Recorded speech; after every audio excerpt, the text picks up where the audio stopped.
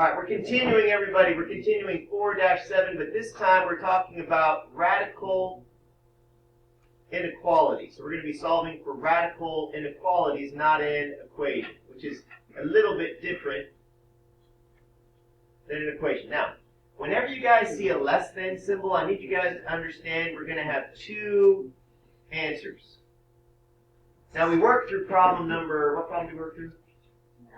9. Okay, if we go back to number 9, not 10, 9, we only had one answer. If you have a greater than or greater than or equal to, you're only going to have one answer. And our answer ended up being our R value is greater than a negative 4/3. That was our answer, and here's examples of how we would write it in set builder notation and interval notation. All right, so we have one answer if it's greater or greater than or equal to. However, we have a problem. If it's less than, or if you guys get what? Less than or equal to, you're going to have two answers. And we're going to explain why that's the case here in just a second. So I'm going to erase this for right now. You're going to start this problem just like you start any other problem where you see a radical. You're going to square both sides to start out. So, right now we square both sides. We get 3x plus 5 is less than 81, because 9 squared is 81. Simply subtract 5 from both sides, and we get 3x is less than 76. And yes, all you have to do is divide both sides by 3. So x is less than 76 thirds, which means this. If I take any number that's less than 76 over 3 and I plug it in there, then this side will be less than this side. We're going to use the graphing calculator to show you what I'm talking about. So by the way, could you guys do 76 divided by 3 in the graphing calculator? 25.3. All right. So right here, we have 25. Would you guys agree that 25.2 is less than 25.33? Yes. 25 and a third. Right? So let's look at our formula real quick. All right? We go down here. It says 3x plus 5. So here's what I want you to do. The calculator, I want you guys to do a radical 3 times, and I want you guys to do 25 point, how about it, just 3. Instead of 3 repeating, which is a third, just do 3, close the parentheses, and what do we have to subtract? Subtract 5? All right? Is it what? That's what was that? Oh, add 5. Okay. Yeah. Thank you. We go back over here. Put plus. There we go. Add 5. And press enter. Oh, look what we get. We get 8.99. And technically, if you think about it, 8.99 is technically what? Less than technically it's less than a 9. So any number, what? Any number that is less than this 25 and 1/3, also known as 76 thirds, will work to a certain point. It'll work to a certain point. Now, let me explain something. This is one of our answers. But I want you guys to understand that 3x plus 5, that you see right here, 3x plus 5, what can this not equal? This cannot equal a negative, right? Like the inside here, this 3x plus 5, it can't equal a, not the square root of it. But this right here cannot equal a negative number.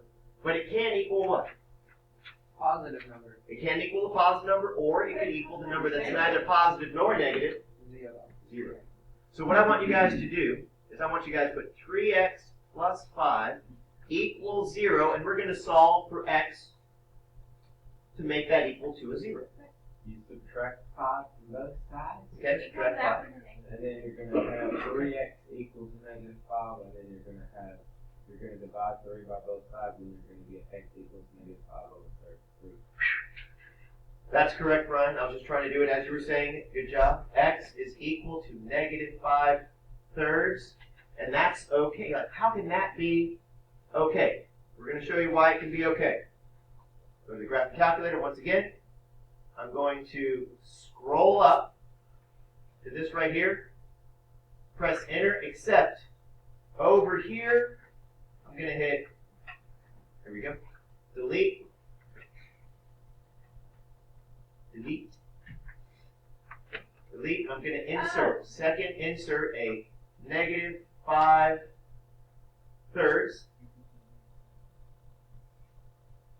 All right, so there's negative 5/3. I'm going to press enter, and what's that equal to? 0. It's okay if the radical ends up equaling 0, but what can it not equal? It can't equal a negative, right? So watch what happens if I make something, what's something that's less than negative 5/3? That would be, say, negative 2.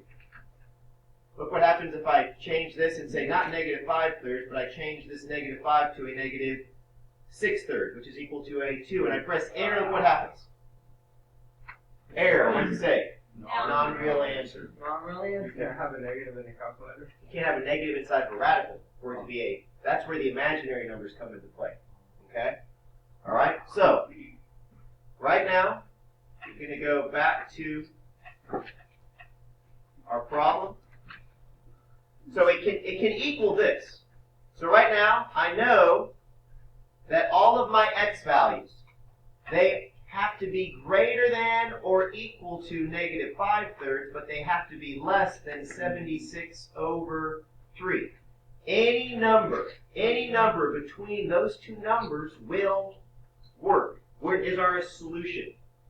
For the answer, can we just put x is less than 76/3? And x is greater than or equal to. So you have to put both. When you have it, and listen, what I want you to understand is when you guys have a radical and it's a less than symbol, you're going to have two answers, not one answer. So what do you have to do with this equation right here? This part, you always have to set this equal to what? Set it equal to 0. Can you go back down? Yes. That'll be your second part. I don't get what the two answers for number 10 would be. All I got is 1 answer. Okay, I'll let you know how to set things up. I won't give it to you, but I'll let you know how to set things up. By the way, right now in set builder notation, I'm going to write set for your journal. Set builder notation. This is how you would write this one. You would say the set of all x values such that x is less than or equal to 76/3. Oh, not equal to, sorry. Just less than. There we go. You have to do that set builder thing. Right now, I'm not making you. I'm doing this in your journal so that you guys have an example for what set builder notation would look like if I ask you for it, say on a quiz or a test. All right? Now, the next thing, Ryan, before you ask me this question, I want you to write interval notation and then see if you understand the interval notation. Here we have an equal to sign. Here we have a less than sign. So on one side, we're going to have a hard bracket. On one side, we're going to have a soft bracket. On the left side, we're going to write negative 5/3. On the right side, we're going to write 76/3. And this is how you would write the answer in interval notation. You're going to see this later on in life when you're taking college algebra, okay? So number 10 is good.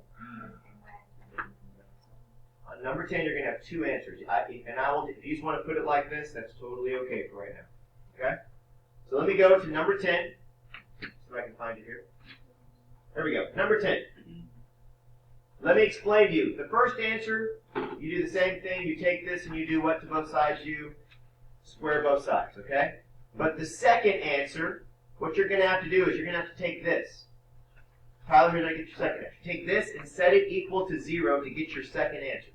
So you're going to take 2t minus 3, and you are allowed for it to equal a 0. So that's how you get your one answer. The other one's going to be 2t minus 3 is less than 25. Yeah, I got that one. So that's one of your answers. This is going to be your other answer. Just know that your final answer, Tyler, is going to look like this. You're going to have an answer here, and you're going to have an answer here. This answer goes there. Whatever you get for here goes right there. I'll leave it up there for a second. All right, I made a quick little mistake. Thank you for reminding me. We did x for the last one. That needs to be t there in the middle, not an x. My apologies. No, you don't have to do this. You don't have to put it in set builder notation, but if you did, this is what it looked like. You put that number there, put the T in the middle, put that number there, close the bracket. That's set builder notation. All right, we're going to look at problem number 13. Let me zoom out just a bit. That's kind of too zoomed in.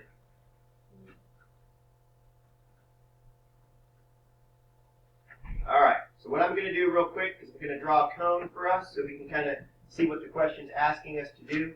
I'm going to draw the base of the cone. And then there's our cone, all right? So it says a team of engineers must design a fuel tank in the shape of the cone. The surface area of a cone, excluding the base, is this formula right here. Find the radius. So we're going to try to find the radius of a cone with a height that is 21 meters and a surface area that is 155 square meters. So I'm going to use this formula. Right now I'm going to write 155, which represents the surface area. And that's r squared plus h squared, equals pi times the square root of r squared plus, and for the height I'm going to plug in 21 and I'm going to square it. So notice right now all I did was take the 21, plug it in there, take the 155, which represents the surface area, plug it in there, and what are we solving for? We are solving for the radius. That's what we're looking for. Okay? Now, when you're working this out, evaluate as much as you can, and my suggestion is leave things in terms of pi when you have an opportunity. Which means this. In the calculator, don't multiply the pi into the equation, otherwise you're going to get a ridiculous decimal. Now, at this point, I'm going to ask you guys to do something, and I want to see if you guys understand why I did it. I want to get the radical totally by itself. So what I want you to understand, I'm going to isolate the radical. Now, technically, the radical has this number pi that's being multiplied to it. So my suggestion for you all is to divide both sides by pi so that these pi's cancel out, and you're left with 155 divided by pi equals the square root of r squared plus 441. So by dividing both sides by pi, now listen, this right here, just leave it like that.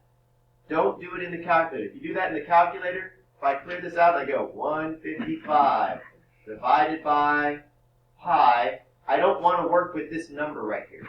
That's way too long to write it out. So what I'm saying is just keep it in terms of pi. Now, at this point, I want to get rid of the what? I want to get rid of this radical. So what am I going to have to do to both sides? I need to square this side, which means right here I'm going to have to square this side. Once again, I don't want you to do this in the calculator yet, everybody. I want you to leave this on your paper as 155 divided by pi squared, because if you put it in the calculator, you're going to get another long, ridiculous approximation. Equals r squared plus 441. At this point, you should start seeing that this is not that hard to solve at this point. We're trying to solve for what? R squared. R squared, which means we got to get it by itself. So what am I going to have to do? Minus 441 from both sides. These cancel out. Here's what you have left, everybody. You have r squared equals 155 over pi squared minus a 441. And the last thing that you would have to do to solve this would be to take the square root of this side and take the square root of this side. So r is equal to whatever, parentheses, 155 over pi, close parentheses, squared, minus 441. Now you guys have a graphing calculator, and you actually can type that in exactly as it appears. When you do it, that will be your answer. Round to the nearest 10, and that's your answer in meters.